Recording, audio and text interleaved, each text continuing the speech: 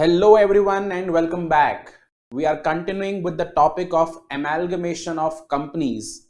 Until now, we had studied the concepts of amalgamation, absorption, external reconstruction. We had studied the two different methods of amalgamation, that were amalgamation in the nature of merger, amalgamation in the nature of purchase. The difference has been studied between these two different types of amalgamation. Also, we had done some of the practical questions to find out the purchase consideration. And in the previous session, three different questions were given as a homework to calculate the purchase consideration. So let us first of all discuss the homework part, and then we are moving on with the other questions as well. Take out your copies. The first homework question was question number 6. आइए देखें जरा इसमें क्या लिखा है. A Limited takeovers B Limited on April 1, 2015 and discharges the consideration for the business as follows. बच्चों एक बार हम इस क्वेश्चन को सॉल्व करने से पहले फिर से एक बार रिकॉल कर लें पीसी का मतलब क्या था. Purchase consideration is the aggregate, it is the total of payments that is made by whom? It is made by the transferee company to the shareholders of the transferor company. Transferor company का मतलब vendor company, जो company अपने business को बंद कर रही है या बेच रही है, ठीक है. उस कंपनी के जो ओनर्स हैं उनको हमने क्या करा, उनको हमने पेमेंट करा. जो हमने पेमेंट करा है उनके ओनर्स को, यानी कि प्रेफरेंस शेयर होल्डर्स को एंड इक्विटी शेयर होल्डर्स को जो पेमेंट करा गया है उसी को अपन क्या बोल देते हैं, परचेज कंसिडरेशन. इसको कैलकुलेट करने के यहाँ पे अलग अलग मेथड्स थे, आपको मालूम होगा. सबसे पहला मेथड था लमसम मेथड, सेकंड था नेट पेमेंट मेथड, थर्ड था नेट एसेट मेथड एंड चौथा था इंट्रिंसिक वैल्यू मेथड. तो आपको मैंने कहा था कि जो मोस्ट पॉपुलर मेथड्स हैं वो है net payment method and the net asset method. Okay, चलिए तो इस क्वेश्चन में अब क्या लिखा है देखिए. Issued 42,000 fully paid equity shares of ₹10 each at par to the equity share holders of B limited. B limited के इक्विटी शेयर होल्डर्स को 42,000 fully paid equity share issue करे गए हैं. ₹10 का शेयर है, एट पार इशू किया गया है. यानी कि इक्विटी शेयर होल्डर्स को आपने एग्जैक्टली कितना पेमेंट करा और कौन से फॉर्म में करा ये आपको पहले से मालूम है, ठीक है. So payment to equity share holders कितना निकल कर आएगा, 42,000 मल्टीप्लाई बाय 10, ठीक है ना. Payment to equity share holders कितना आएगा, 42,000 multiply by 10, that is 4,20,000. 42,000 multiply by 10, it is 4,20,000. ये तो इक्विटी शेयर होल्डर्स का पेमेंट हो चुका है. नेक्स्ट आएगा payment to preference share holders. बच्चों प्रेफरेंस शेयर होल्डर्स को पेमेंट किस तरह से कराए, 15% प्रेफरेंस शेयर्स इशू करे गए हैं of ₹100 each to discharge the preference shareholders of ₹1,70,000 of B Limited at a premium of 10%. अब अगर आप यहाँ पे देखेंगे तो जो प्रेफरेंस शेयर कैपिटल है दैट इज ऑफ ₹1,70,000 और ये जो प्रेफरेंस शेयर कैपिटल है वो किसका है, बी लिमिटेड का है. तो बी लिमिटेड के प्रेफरेंस शेयर होल्डर्स को जो पेमेंट करा गया है वो हमारी कंपनी के, यानी कि ए कंपनी के प्रेफरेंस शेयर को इशू करके करा गया है. तो पेमेंट करा गया है इन 15% preference shares of A limited and ये पेमेंट जो हुआ वो प्रीमियम पे हुआ है. ध्यान रखें प्रेफरेंस शेयर्स का जो इशू है वो प्रीमियम पे नहीं है, पेमेंट प्रीमियम पे है. इसका मतलब कि हमें पे कितना करना था, 1,70,000. हमने 1,70,000 में 10% एक्स्ट्रा ऐड करके पेमेंट किया है. 1,70,000 में हमने 10% एक्स्ट्रा ऐड करा है, ठीक है. तो इसका मतलब पेमेंट कितना हो जाएगा, 1,70,000 में अगर 10% ऐड करेंगे तो पेमेंट का अमाउंट आ जाएगा 1,87,000. एंड अगर मैं 1,87,000 को और 4,20,000 को ऐड करूंगा तो मेरे पास परचेज कंसिडरेशन का अमाउंट आएगा 6,07,000. This is the amount of my purchase consideration, 6,07,000. अब कुछ बच्चे सोच में है कि सर आपने आखिरी पॉइंट तो पढ़ा ही नहीं और आखिरी पॉइंट को पढ़े बगैर आपने पीसी निकाल दिया. बच्चों आपको इसका रीजन मालूम होना चाहिए, मैंने आखिरी पॉइंट क्यों नहीं पढ़ा है. आपको मैंने ये बात समझा रखी है, परचेज कंसिडरेशन का मतलब ये है कि जो पेमेंट आपने ओनर्स को किया है, प्रेफरेंस शेयर होल्डर्स को करा है, इक्विटी शेयर होल्डर्स को करा है, ओनली एंड ओनली वही पेमेंट कंसिडर किया जाएगा। यानी कि अगर मैंने डिबेंचर होल्डर्स को पेमेंट करा, क्रेडिटर्स को पेमेंट करा, ये सारी की सारी बातें पीसी निकालने के लिए बिल्कुल फालतू बातें हैं, किसी काम की बातें नहीं है। हाँ, डेफिनेटली जब एंट्रीज बनाएंगे तो इन बातों पर ध्यान दिया जाएगा, बट फिलहाल हमें इससे कोई मतलब नहीं है कि डिबेंचर होल्डर्स को हमने कितना पेमेंट करा है, क्रेडिटर्स को कितना पेमेंट करा, एक्सपेंसेस कितने पे करे। These are useless items. The only thing that is to be taken is the payment made to preference shareholders and the payment made to equity shareholders, nothing else, right? तो बच्चों यहाँ पे जो PC का amount है, अब देखिए हमारे पास आ चुका है 6,07,000, 4,20,000 for equity share holders and 1,87,000 for the preference share holders. Easy, बहुत ही आसान सा क्वेश्चन आपको मैंने दिया था ये होमवर्क में, क्वेश्चन नंबर 6। आइए क्वेश्चन नंबर 7 पढ़ते हैं। Anjana limited is absorbed by Sanjana limited. Sanjana limited ने अंजना लिमिटेड को अब्सॉर्ब कर लिया। बच्चों आपको याद है, वैसे टेक्निकली हमने समझा था कि अब्सॉर्प्शन एंड अमेलगमेशन दोनों अलग अलग टर्म्स हैं। टेक्निकली अमेलगमेशन का मतलब दो पुरानी कंपनीज मिलकर एक नई कंपनी बनाती है, बाकी दोनों पुरानी कंपनीज खत्म हो जाती हैं, बट जो उनका बिजनेस है वो शायद चलता रहता है अगर अमेलगमेशन मर्जर के नेचर का होगा तो।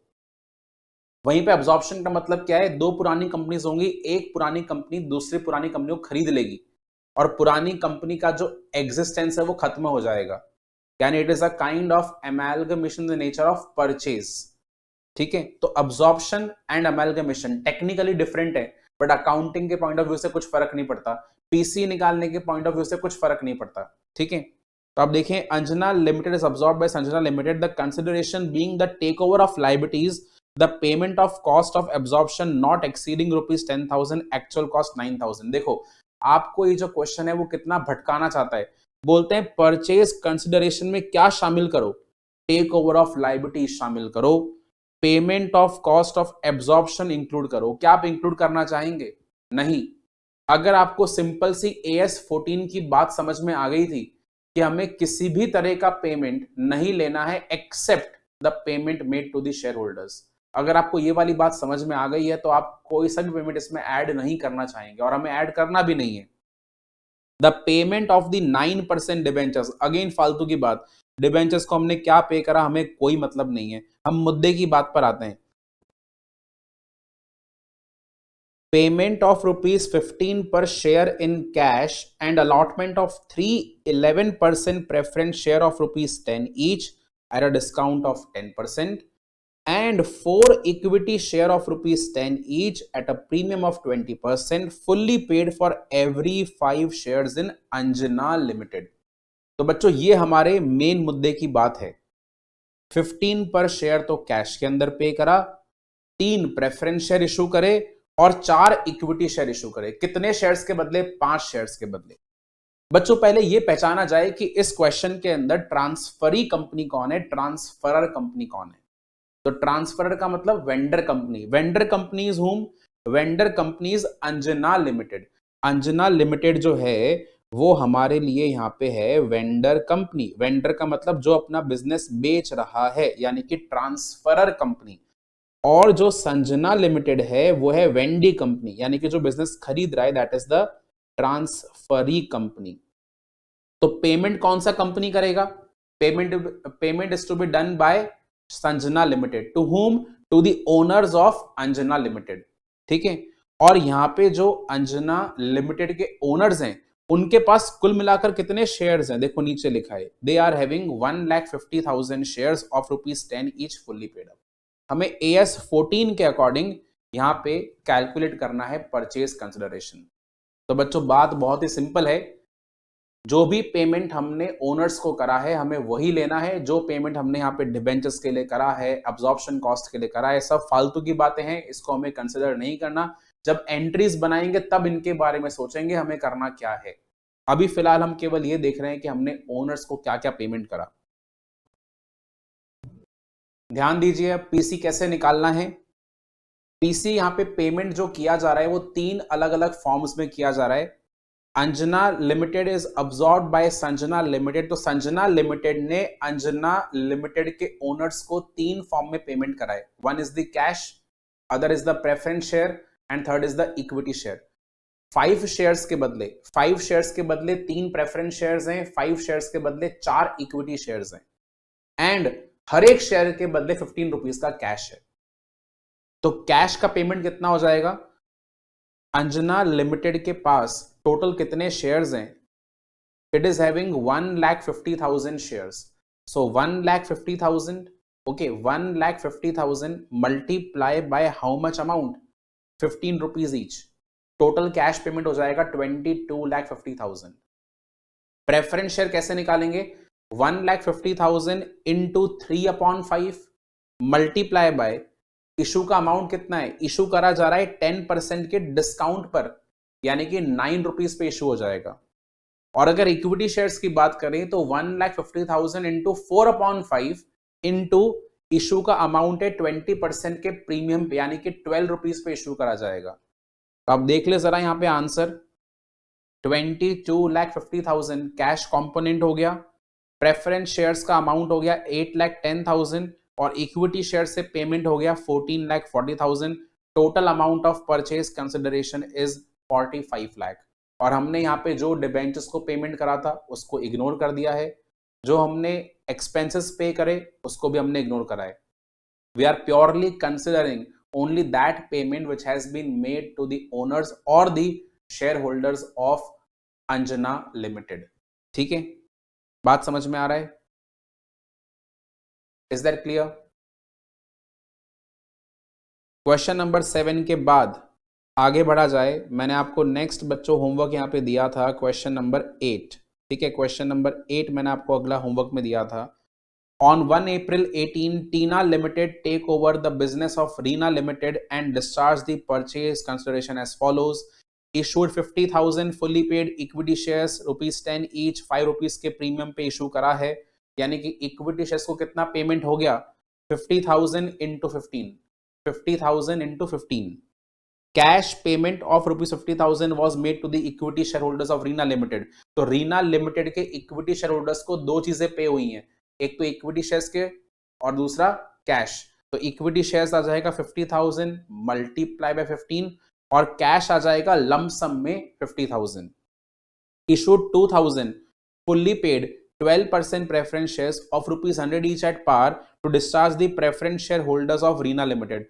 ऑलरेडी हमें गिवन है कि हमने कितने प्रेफरेंस शेयर इशू करें? 2000 मल्टीप्लाई बाय 100 अमाउंट आ जाएगा 2 लाख। तो ये तो अगेन बहुत ही सिंपल क्वेश्चन था। यहाँ पे जो जर्नल एंट्री का पॉइंट था आपको मैंने कहा था स्किप करके आना, आपको यहाँ पे जर्नल की एंट्री प्रिपेयर नहीं करनी थी।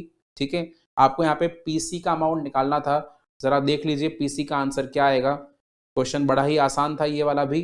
इक्विटी शेयर्स के अंदर पेमेंट करा जा रहा है 7,50,000, कैश पेमेंट है 50,000, यानी कि ये जो दोनों मिलाकर पेमेंट होगा 7,50,000 and 50,000, it is for the equity share holders. Equity share holders को मिलेगा 8 लाख रुपीज का payment in total, including the preference shares and the cash, और प्रेफरेंस शेयर होल्डर्स को पे करा जाएगा 2 लाख रुपीज इन टोटल। जो आपका पीसी आएगा दैट इज 10 लाख रुपीज।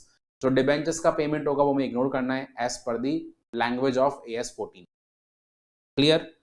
तीनों के तीनों होमवर्क के क्वेश्चन सबको समझ में आ चुके हैं। आसान से क्वेश्चंस थे, बस हमें एक ही बात का ध्यान रखना था, पीसी का मतलब है aggregate of payment made to the share holders. Agreed? आइए आगे बढ़ते हैं और आज की क्लास के अंदर हम ये जो पीसी वाला फंडा है इसको एक बार वाइंड अप करेंगे, जो पीसी निकालने वाले क्वेश्चंस खत्म करेंगे और फिर आगे एंट्रीज की ओर बढ़ना है हमें। क्वेश्चन नंबर 5 देखिएगा।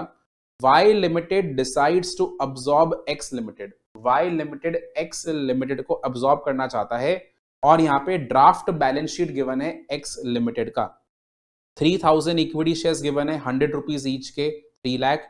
प्रेफरेंस शेयर कैपिटल है 60,000, नेट एसेट्स का अमाउंट है 2,90,000 and profit and loss account का अमाउंट है 70,000। Y Limited agrees to take over the net asset of X Limited। ठीक है, Y ने X को टेक ओवर कर लिया और Y ने X के नेट एसेट टेक ओवर कर लिए हैं। An equity share in X limited for the purpose of absorption is valued at ₹70। X limited का जो एक इक्विटी शेयर है वैसे तो 100 रुपीज ईच का है according to the balance sheet. ठीक है ना, बैलेंस शीट के हिसाब से जो X लिमिटेड का इक्विटी शेयर है उसकी फेस वैल्यू 100 रुपीज है, बट यहाँ पे इस शेयर को अब्जॉर्प्शन के पर्पज से अंडर वैल्यू करा गया है और उसकी वैल्यू ओनली 70 रुपीज मानी जाएगी। वाई लिमिटेड ने एग्री किया कि वो प्रेफरेंस शेयर होल्डर्स को तो 60,000 का कैश पे कर देगा, और वैसे भी इनको कितना पे करना है, 60,000 ही पे करना है, तो प्रेफरेंस शेयर होल्डर्स को तो कैश पे करके मुक्ति मिल जाएगी। बट इक्विटी शेयर होल्डर्स के लिए क्या होगा? The equity share holders of X limited will be issued equity shares of Y Limited at a value of rupees 120 each। ठीक है, 120 रुपीज की वैल्यू पे इक्विटी शेयर होल्डर्स को पेमेंट किया जाएगा। कितनी बात समझ में आ रही है? और हमें यहाँ पे क्या निकालना है? परचेज कंसिडरेशन निकालना है और बताना है कि इसका डिस्चार्ज कैसे करना होगा। आइए बच्चों शुरू करते हैं। क्वेश्चन वैसे ये भी बहुत सिंपल सा ही है, टफ नहीं है। क्वेश्चन नंबर 5 मैंने यहाँ पे मेंशन कर दिया है, calculation of purchase consideration. Calculation of purchase consideration for which we are again following what method? Net payment method। क्योंकि बच्चों हमें यहाँ पे हर तरह की जो इंफॉर्मेशन है वो अवेलेबल है। किसको पेमेंट करना है? दोनों कैटेगरी के शेयर होल्डर्स को पेमेंट करना है। कितना कितना पेमेंट करना है स्पेसिफिकली मेंशन्ड है। So we are eligible to apply the net payment method. तो बच्चों मैंने यहाँ पे पहली बात लिख दी, payment to preference share holders. Payment to preference share holders of which company? जो कंपनी अपना बिजनेस सेल कर रही है उसका नाम है X limited. So payment to preference share holders of X limited. कैसे पेमेंट करा जा रहा है? They are to be paid in cash only, और ये जो कैश का अमाउंट है दैट इज 60,000। ऑल राइट, इसके बाद देखिए हमने यहां पे लिखा payment to preference, sorry payment to equity share holders. Payment to equity share holders of X limited. तो एक्स लिमिटेड के जो इक्विटी शेयर होल्डर्स हैं उनको पेमेंट कैश में नहीं होगा, उनको पेमेंट होगा इक्विटी शेयर्स के फॉर्म में, इन इक्विटी शेयर्स ऑफ, वो कौन सी कंपनी के होंगे? जो कंपनी टेक ओवर कर रही है इनके बिजनेस को, and take over is done by Y limited, so it will be in equity shares of Y limited. अब सवाल ये उठता है सर कितना पेमेंट होगा ये बता दीजिए। तो आप अगर यहाँ पे समझेंगे तो क्लियर कट एक बात लिखी हुई है कि पेमेंट करने के पर्पस से, पेमेंट करने के पर्पस से आप ये मान लीजिए कि उनका एक शेयर, एक्स लिमिटेड का एक इक्विटी शेयर 70 रुपीज का है। यानी कि सोचिए आपका बिजनेस है, आप अपने बिजनेस को सेल करना चाहते हो और मैंने आपको यह बोला कि आपके बिजनेस में एक शेयर की वैल्यू 70 रुपीज होगी, मुझे आपको पेमेंट करना है। मैंने ये बोला कि हम आपके एक शेयर की वैल्यू 70 रुपीज मानते हुए चल रहे हैं, तो क्या मैं आपको पर शेयर 70 रुपीज से ऊपर देना चाहूंगा? नो, मैं नहीं देना चाहूंगा, क्योंकि आपके शेयर की मार्केट में आज कीमत कितनी है? 70 है, तो मैं 70 से ऊपर पे नहीं करूंगा। और आपके पास में कितने शेयर्स हैं? 3000 शेयर्स हैं, तो 3000 मल्टीप्लाई बाय 70, सिंपल सी बात है, 3000 मल्टीप्लाई बाय 70, अमाउंट निकल कर आएगा 2,10,000। That is the maximum amount I am eligible to pay you, right. चाहे से आपकी फेस वैल्यू कितनी है? 3 लाख है, बट मुझे 3 लाख पे करना ही नहीं है, क्योंकि 3 लाख तो फेस वैल्यू के बेसिस पर है। आज मार्केट में कीमत कितनी है? 70 रुपीज। तो हम पर शेयर कितना पे करना चाहेंगे? At maximum only 70 rupees, right. तो यहां पे देखिए कैसे करना पड़ेगा। मैंने यहां पे लिखा number of equity shares of X limited are equal to 3000, value per share is equal to 70,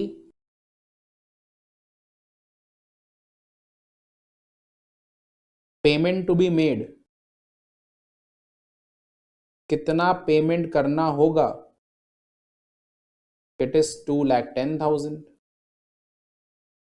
because एक शेयर की वैल्यू 70 रुपीज मानी जाएगी। ठीक है, एक शेयर की वैल्यू 70 रुपीज अज्यूम करनी है हमें यहाँ पे, और 3000 शेयर्स का पेमेंट करना है। 3000 मल्टीप्लाई बाय 70 इज 2,10,000। तो यहाँ पे जो मैक्सिमम वैल्यू पे करा जाएगा that is how much? Only and only 2,10,000। Is that clear? अब बच्चों हमारा आंसर तो वैसे आ चुका है कि जो परचेज कंसिडरेशन का अमाउंट है दैट इज 2,70,000। 2,10,000 तो इक्विटी शेयर होल्डर्स के लिए और 60,000 प्रेफरेंस शेयर होल्डर्स के लिए।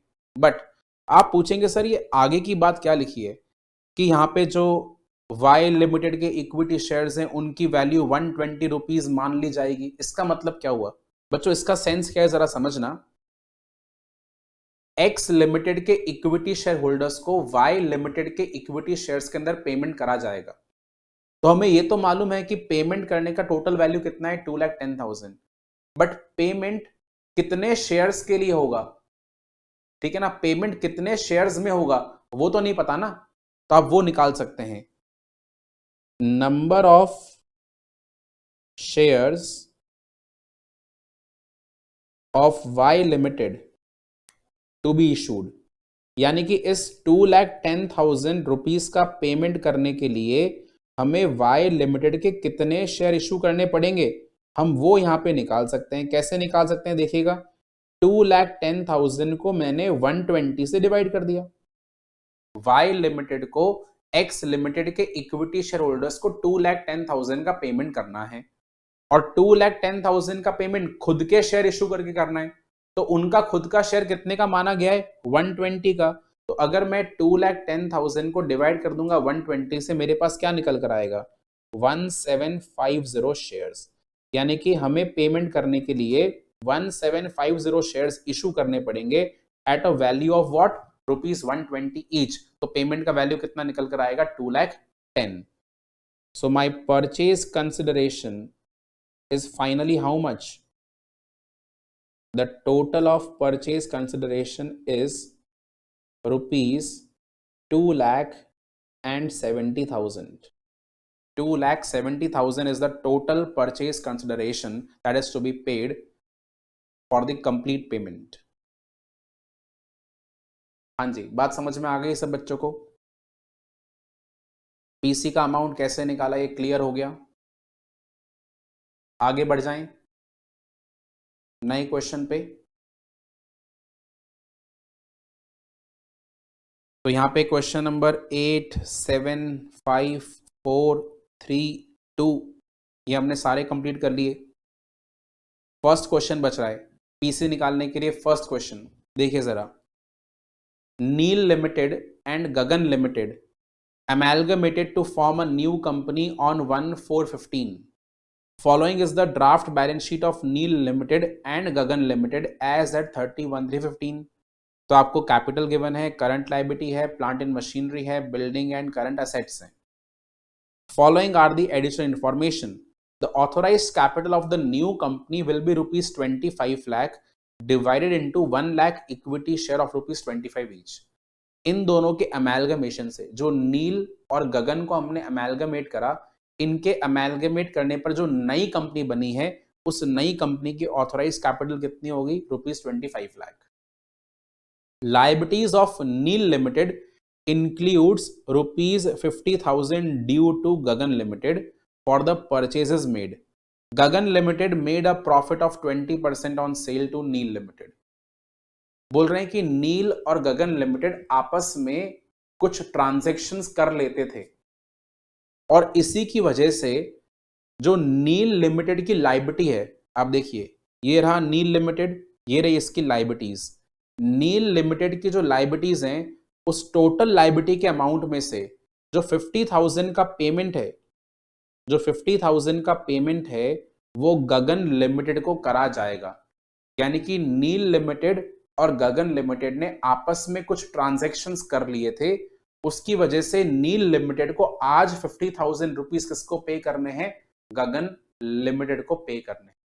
वैसे आपको बताऊं, इस बात का परचेज कंसिडरेशन निकालने के अंदर कोई सेंस नहीं है। ये चीजें हम आगे भी समझेंगे, इनका यूज क्या आएगा।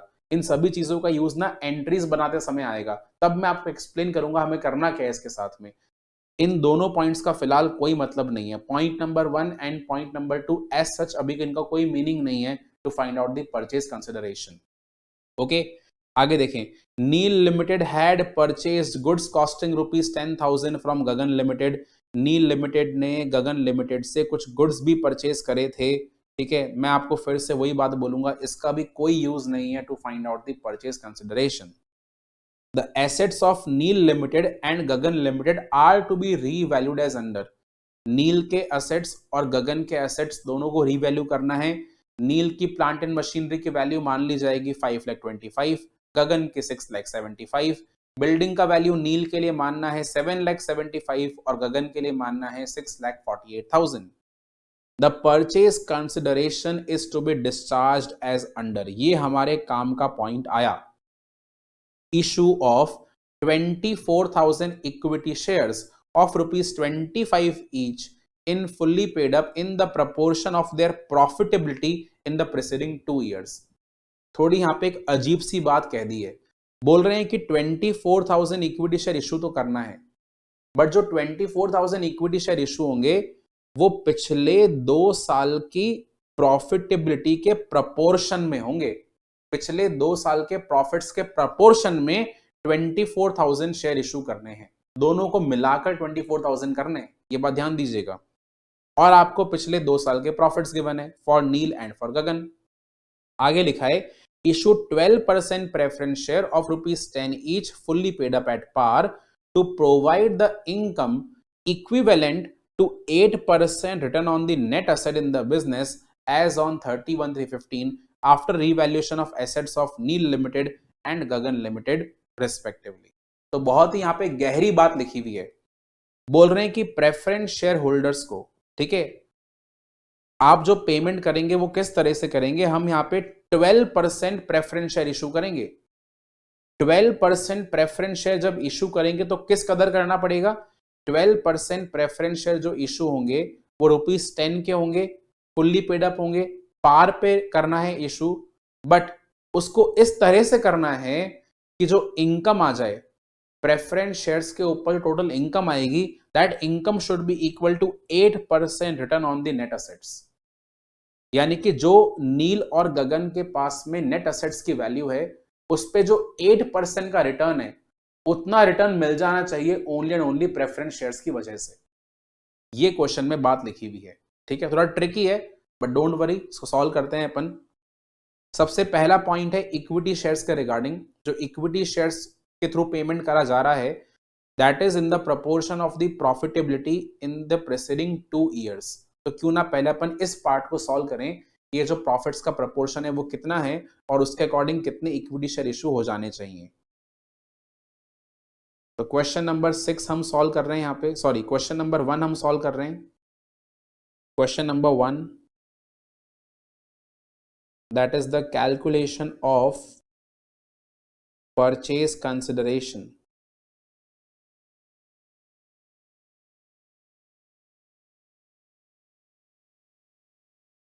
कैलकुलेशन ऑफ परचेज कंसिडरेशन, ठीक है।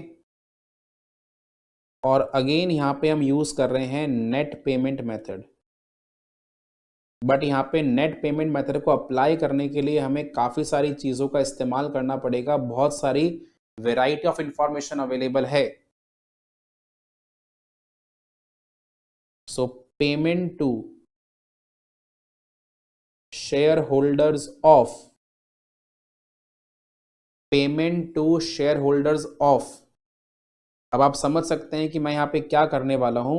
हम 2 कंपनीज के शेयर होल्डर्स को अलग अलग पेमेंट करेंगे ना। हम 2 कंपनीज के शेयर होल्डर्स को यहाँ पे डिफरेंट पेमेंट करने वाले हैं। एक कंपनी का नाम है नील लिमिटेड और दूसरी कंपनी का नाम है Gagan limited. So Neel limited and Gagan limited, Neel limited and Gagan limited, इन दोनों के शेयर होल्डर्स को पेमेंट किया जाएगा। ओके, देखें जरा फिर से, नील लिमिटेड एंड गगन लिमिटेड दोनों के शेयर होल्डर्स को पेमेंट होगा, और पेमेंट किस फॉर्म में करा जाएगा? पेमेंट करा जाएगा in the form of preference shares and in the form of equity shares. तो मैंने यहां पे लिख दिया पेमेंट इन इक्विटी शेयर्स। अब बच्चों इक्विटी शेयर्स में कितना पेमेंट करा जाएगा, ये बात हम डायरेक्टली निकाल नहीं पाएंगे, तो मैं इसके लिए जरा रेफर कर देता हूं वर्किंग नोट नंबर 1। ऐसे ही जो पेमेंट है वो प्रेफरेंस शेयर्स में करा जाएगा, तो प्रेफरेंस शेयर्स कितने परसेंट के इशू होंगे? 12% प्रेफरेंस शेयर इशू होंगे इन 12% प्रेफरेंस शेयर्स, ठीक है। और ये जो इक्विटी शेयर्स हैं और प्रेफरेंस शेयर्स हैं वो कौन सी कंपनी के हैं? ऑफ द न्यू कंपनी, जो अमेलगमेट करके नई कंपनी बनाई जाएगी उसके इक्विटी शेयर्स और प्रेफरेंस शेयर्स होंगे। और एग्जैक्टली कितने कितने प्रेफरेंस शेयर रेज करने हैं वो अमाउंट अपन कहां से निकालेंगे? From working note number 2। और जब इन दोनों अमाउंट को ऐड कर देंगे तो हमारे पास क्या निकल कर आ जाएगा बच्चों? परचेज कंसिडरेशन, ठीक है ना। आप थोड़ा क्वेश्चन का जो लैंग्वेज है उसको समझने का ट्राई करें, बहुत ही यहाँ पे एक यूनिक सा लैंग्वेज इस्तेमाल करा है। ये बात तो पता है कि हमें पेमेंट करना है इक्विटी शेयर्स को, हमें पेमेंट करना है प्रेफरेंस शेयर्स को, बट इक्विटी शेयर्स का पेमेंट थोड़ा अलग तरीके से निकालना है और प्रेफरेंस शेयर्स का पेमेंट जो है वो अलग तरीके से निकालना है, ठीक है। बस ये बात मालूम है कि पेमेंट इक्विटी शेयर्स में होगा और प्रेफरेंस शेयर्स में होगा, but there is a slight difference in calculation of these values.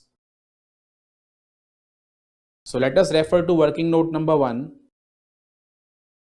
Equity shares के फॉर्म में जो पेमेंट करना है that is based on the profit ratio of the preceding 2 years. So I am writing total profits of preceding 2 years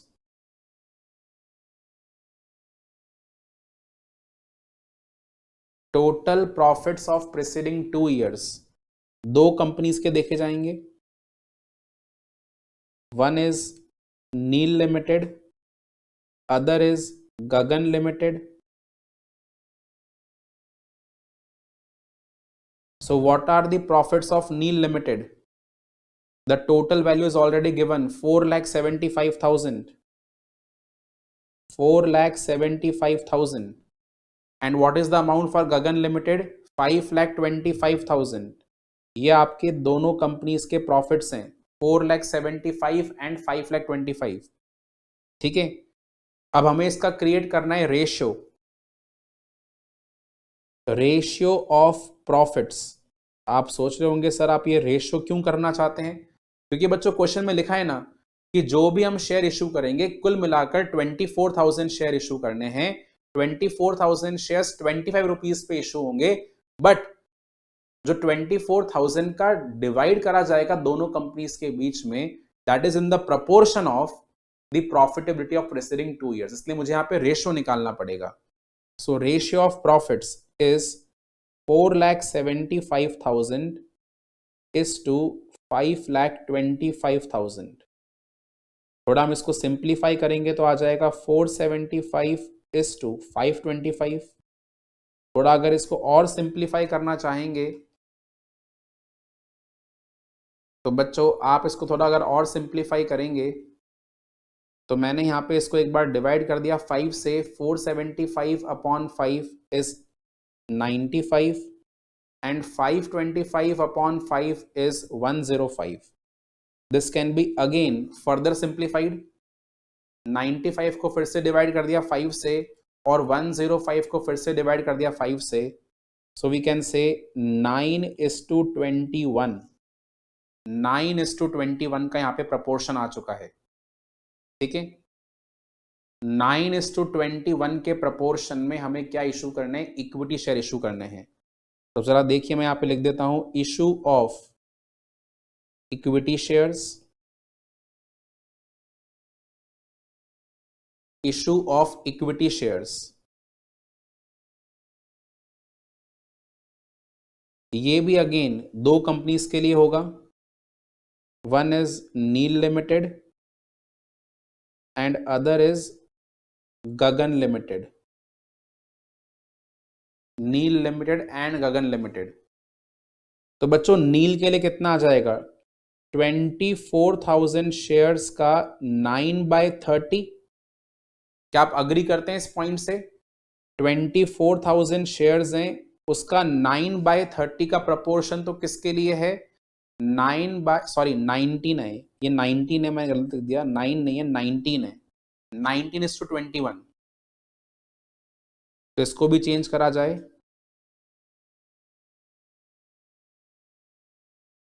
this is 19/40। ठीक है, ये correction कर लें बच्चों, 9 नहीं है 19 है, सो 19/40 into 24,000, that is how much, 11,400 shares. 11,400 shares तो इशू करे जाएंगे नील लिमिटेड को, और गगन के लिए कितने आ जाएंगे, 24,000 into 21/40। तो यहां पे ये शेयर्स निकल कर आ जाएंगे 12,600। Is that clear? 11,400 shares for Neel Limited and 12,600 shares for Gagan Limited. This is the issue of equity shares. जरा हम पढ़ लें एक बार क्वेश्चन में, फिर से सेटिस्फाई कर लें इस बात को कि हमने जो भी कराया वो ठीक करा या नहीं करा। आप जरा पढ़ें क्या लिखा था, 24,000 कुल मिलाकर दोनों कंपनी को इशू करना है शेयर्स, टोटल नंबर 24,000, वैल्यू है 25 का, बट जिस प्रपोर्शन में शेयर इशू होंगे that is based on the profitability in the preceding 2 years। हमें पिछले 2 साल की यहाँ पे जो प्रॉफिटेबिलिटी है वो गिवन है। ठीक है, तो 4,75,000 टोटल है नील का और 5,25,000 टोटल है गगन का। सिंप्लीफाई करने पर जो प्रपोर्शन आ गया वो आ गया 19:21 का। सो 24,000 into 19/40 and 24,000 into 21/40, 11,400 shares and 12,600 shares, इस प्रपोर्शन में यहाँ पे जो है पेमेंट हो जाएगा। ओके, तो क्या हम इसका अमाउंट निकाल सकते हैं अब पीसी का? पीसी का पेमेंट इक्विटी शेयर्स में कितना हो जाएगा? फर्स्ट कंपनी के लिए 11,425, दैट इज 2,85,000। 2,85,000 देखिए 11,400 into 25, सिमिलरली अपन यहां पे करेंगे 12,600 into 25, that is 3,15,000। So equity shares के अंदर पेमेंट हुआ है and equity shares of ₹25 each. Is that clear? So 2,85,000 for Neel limited and 3,15,000 for Gagan limited. ये तो कहानी हो गई बच्चों इक्विटी शेयर्स के फॉर्म में पेमेंट करने के लिए। अगला पेमेंट प्रेफरेंस शेयर्स के फॉर्म में होगा, और प्रेफरेंस शेयर्स के फॉर्म में जो हमें पेमेंट करना है उसके लिए हम प्रिपेयर कर रहे हैं वर्किंग नोट नंबर 2। एंड यहां पे क्या लिखा गया है आप देखें, लिखा है issue 12% preference shares of ₹10 each fully paid up at par. पहली बात तो प्रेफरेंस शेयर्स ₹10 की वैल्यू पे इशू करे जाएंगे। To provide income equivalent, preference share जब आप इशू करेंगे तो जो टोटल प्रेफरेंस शेयर कैपिटल होगा उस पर इस तरह की इनकम कमाई जाए कि वो income 8% return on net assets के बराबर आ जाए। यानी कि मुझे ये समझना है कि 8% रिटर्न ऑन नेट असेट्स का अमाउंट क्या आना चाहिए। उसके लिए मुझे पहले ये मालूम चले कि what are the value of the net assets of Neel limited and the Gagan limited. ठीक है ना, तो पहले अपन मेहनत करते हैं इस पॉइंट पर कि नेट असेट्स कितने हो जाएंगे नील लिमिटेड के एंड गगन लिमिटेड के। नेट असेट्स ऑफ पहली कंपनी नील लिमिटेड और बच्चों दूसरी कंपनी है गगन लिमिटेड। नेट असेट्स का सिंपल सा मीनिंग क्या होता है? Net assets implies the total of assets reduced by the external liabilities. So what are the assets of Neel limited? It is only plant and machinery, building and current assets, इसके अलावा कुछ भी नहीं है। So plant and machinery, then we have building, and then we have current assets.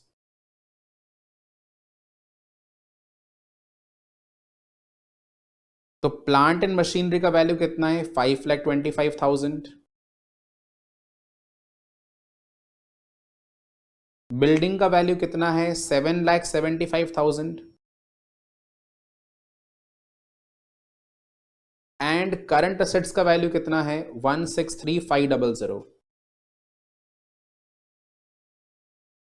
On the other hand Gagan limited का plant and machinery कितना है?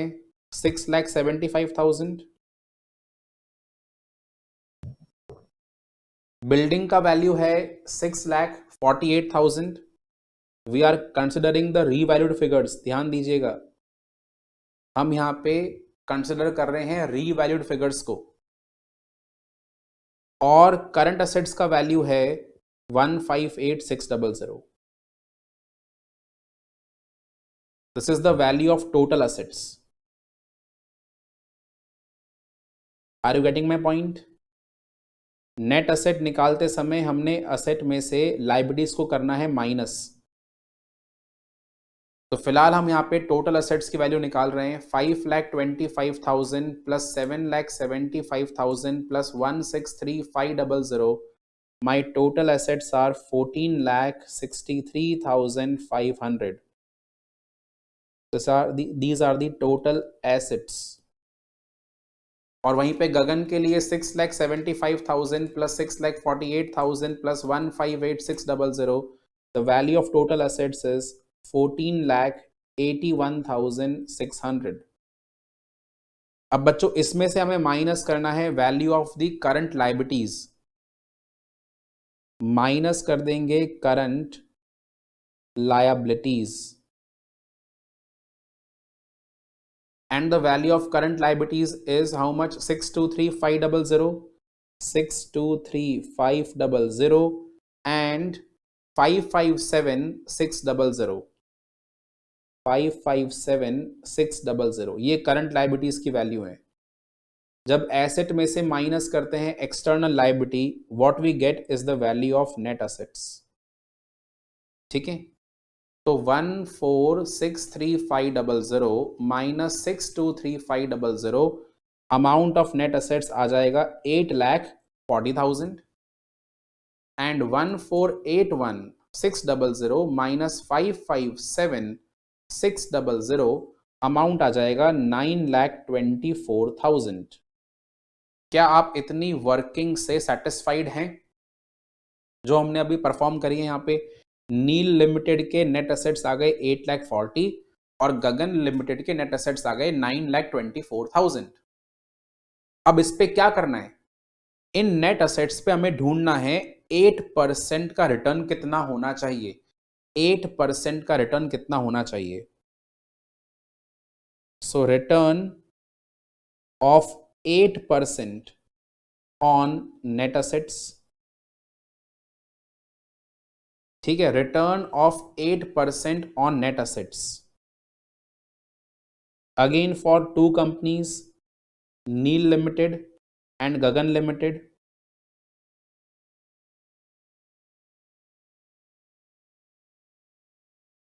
तो बच्चों नील लिमिटेड के लिए 8,40,000 का 8% इनकम कितना हो जाएगा? रिटर्न का मतलब बेसिकली आप मान के चलिए इनकम। तो 8,40,000 पे 8% का income is how much? 67,200। And Gagan limited के केस के अंदर 9,24,000 पे 8% का इनकम कितना आएगा? तो 9,24,000 पे 8% का इनकम इज 73,920। ठीक है, ये इनकम है 8% की रेट के हिसाब से। यानी जो भी हमारे एसेट्स हैं, अगर हम एसेट्स पे 8% का इनकम मान के चलते हैं तो 8,40,000 का 8% इज 67200 एंड 9,24,000 का 8% इज 73,920। ये हमारी इनकम है किसके ऊपर? नेट एसेट्स के ऊपर। अब जरा फिर से क्वेश्चन पढ़े, उसमें क्या लिखा था? आप इतने प्रेफरेंस शेयर इशू करें आप 12% प्रेफरेंस शेयर इशू करें 10 रुपीज ईच पे और एट पार पे इशू करें, जिससे हमारे पास इतनी इनकम अवेलेबल हो जाए, नील लिमिटेड को प्रेफरेंस शेयर्स पे इतनी इनकम मिल जानी चाहिए 67200 और गगन लिमिटेड को प्रेफरेंस शेयर होल्डर्स पे प्रेफरेंस शेयर्स पे इतनी इनकम मिल जानी चाहिए 73920। आपको मेरी बात समझ में आ रही है? यहां पे क्या लिखा हुआ था क्वेश्चन के अंदर? 12% प्रेफरेंस शेयर इशू करने हैं और 12% प्रेफरेंस शेयर इस तरह से इशू करने हैं कि नेट एसेट्स का 8% रिटर्न मिल जाए। तो आप देखिए, मैंने यहां पे नेट एसेट्स की वैल्यू पहले निकाल दी, वो कितनी निकल कर आई? 8,40,000 एंड 9,24,000। फिर मैंने 8,40,000 पे 8% का रिटर्न निकाल दिया, 9,24,000 पे 8% का रिटर्न निकाल दिया। अब हम ये कहना चाह रहे हैं कि हमें 12% प्रेफरेंस शेयर इस तरह से इशू करने हैं कि नील लिमिटेड को इतनी इनकम हो जाए प्रेफरेंस शेयर्स की वजह से और गगन लिमिटेड को 73,920 की इनकम हो जाए प्रेफरेंस शेयर्स की वजह से। अब इंपॉर्टेंट सवाल ये उठता है कि सर प्रेफरेंस शेयर्स की वजह से इनकम कैसे होगी? तो बच्चों, प्रेफरेंस शेयर्स की वजह से एक डायरेक्ट इनकम होती है in the form of dividend. Yes और नो? आप मुझे बताइए, अगर आपके पास किसी कंपनी के प्रेफरेंस शेयर्स है, so with the help of preference shares what kind of income you can earn? You can simply earn the dividend on the preference shares. And what is the rate of dividend? What is the rate of dividend on the preference shares? 12%। 12% की rate से dividend pay करा जाएगा, यानी कि जितने भी हम preference share issue करेंगे उस पे 12% की इनकम अगर 67200 की बराबर आ जाएगी, तो क्या अपन नंबर ऑफ शेयर्स निकाल पाएंगे? आपको मेरा पॉइंट समझ में आ रहा है बच्चों? पॉइंट यहां पे ये है कि जो नई कंपनी बनेगी, इन द न्यू कंपनी, जिन शेयर होल्डर्स के पास में प्रेफरेंस शेयर्स होंगे, उन प्रेफरेंस शेयर्स होल्डर्स को जो हमें इनकम प्रोवाइड करनी है वो 8% रिटर्न ऑन नेट एसेट्स के बराबर प्रोवाइड करानी है। तो नील लिमिटेड के नेट एसेट्स हमें कितना कमा कर दे रहे हैं? 8% की रेट से 67,200। और गगन लिमिटेड के नेट एसेट्स 8% की रेट के हिसाब से कितना कमा कर देते हैं? 73,920। तो हमें प्रेफरेंस शेयर जो इशू करने हैं वो इस तरह से इशू करने हैं कि प्रेफरेंस शेयर्स की वजह से जो हमें 12% डिविडेंड मिलेगा वो एग्जैक्टली कितना आ जाए? 67,200 एंड 73,920। Is that clear? चलिए, तो अब हम वो चीज यहां पे निकालना चाहते हैं, what are the preference shares to be issued. तो मैंने अगला पॉइंट यहां पे डाला, number of preference shares to be issued.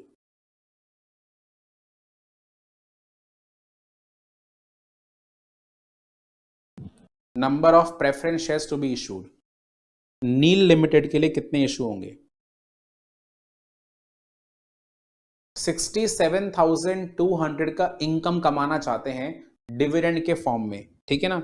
67,200 का इनकम कमाना चाहते हैं डिविडेंड के फॉर्म में।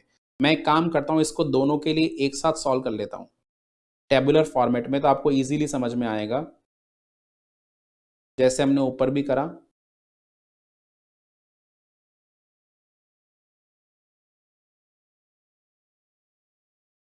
तो मैंने यहां पे लिखा रिक्वायर्ड रिटर्न। नील को रिटर्न चाहिए 67,200 और गगन में रिटर्न रिक्वायर्ड है 73,920। ठीक है, ये 8% के अकॉर्डिंग है।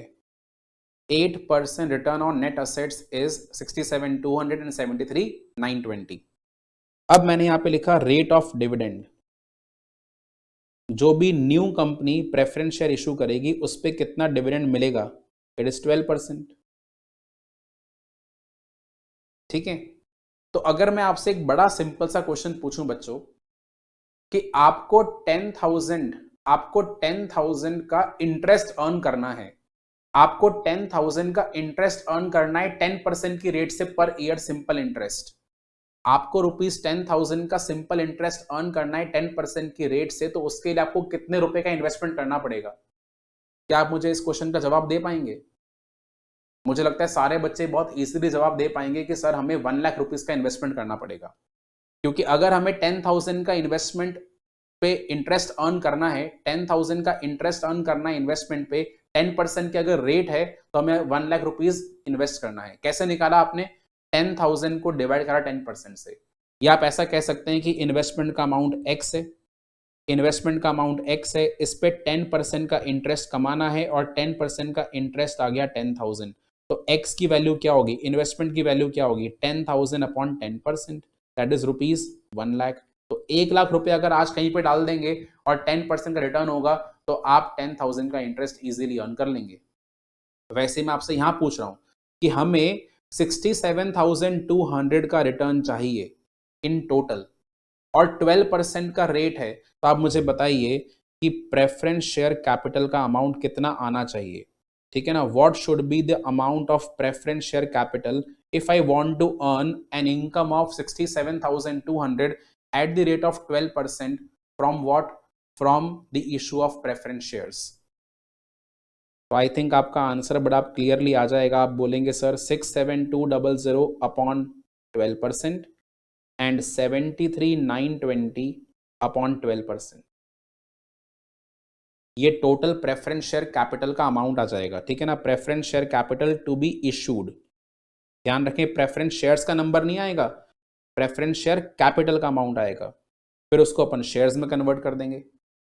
सो 67,200 अपॉन 12%, मुझे यहाँ पे कैपिटल इशू करना पड़ेगा 5,60,000 का, और सेकेंड केस में 73,920 अपॉन 12%, यहाँ पे मुझे कैपिटल रेस करना पड़ेगा 6,16,000 का।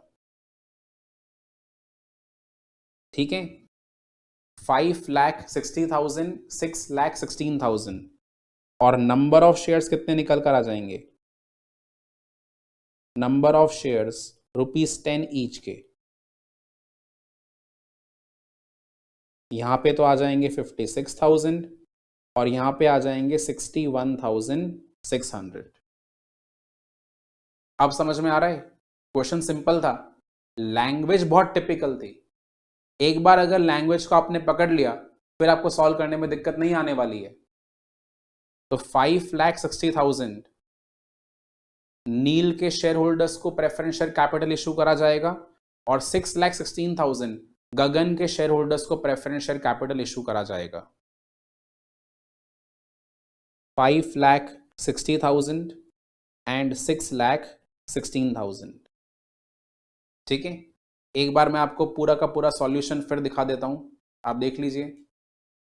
कुछ अगर मिस आउट हो चुका है तो उसको नोट डाउन कर लीजिए।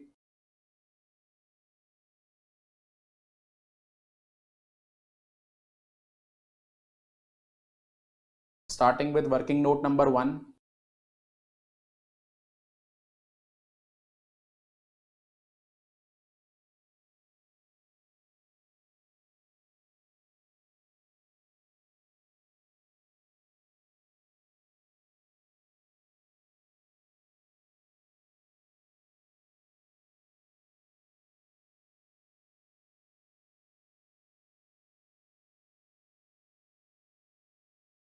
This was working note number 2.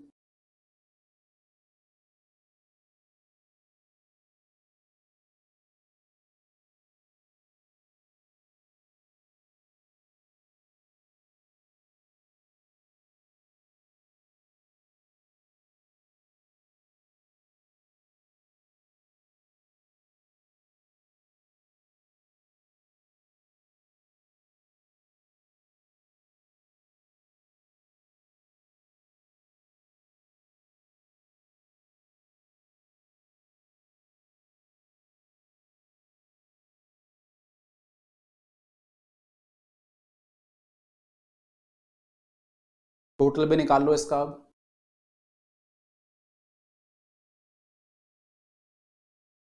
The total consideration for Gagan Limited is 9,31,000 and for Neil it is 8,45,000. 8,45,000 and 9,31,000 is the amount of purchase consideration respectively for Neil Limited and for Gagan Limited.